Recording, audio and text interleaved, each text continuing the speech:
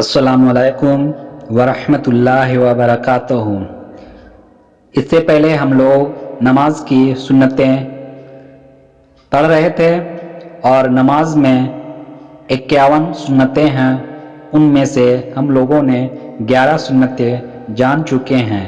11 سنتیں جو نماز میں قیام کے دوران کیا جاتا ہے، ان سنتوں کو ہم لوگوں نے جانا، اور آج نماز کے 51 سنتوں میں سے 7 سنتیں قرات کے متعلق جاننے کی کوشش کریں گے اور ان 7 سنتوں کو یاد رکھیں گے۔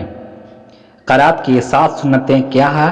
آئیے ان 7 سنتوں کو ہم لوگ جانتے ہیں اور معائنہ کرتے ہیں کیا ان 7 سنتوں پر ہمارا عمل ہوتا ہے یا نہیں۔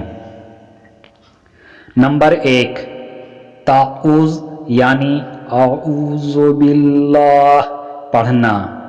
نمبر 2، تسمیہ یعنی ہر رکعت کے شروع میں بسم اللہ پڑھنا۔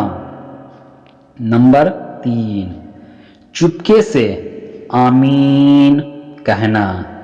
نمبر 4، فجر اور ظہر میں طوال مفصل یعنی سورہ حجرات سے سورہ بروج تک، عصر و عشاء میں اوساط مفصل یعنی سورہ بروج سے سورہ لم یکن تک، اور مغرب میں قصار مفصل یعنی سورہ لم یکن سے سورہ ناس تک کی سورتوں میں سے کوئی سورہ پڑھنا۔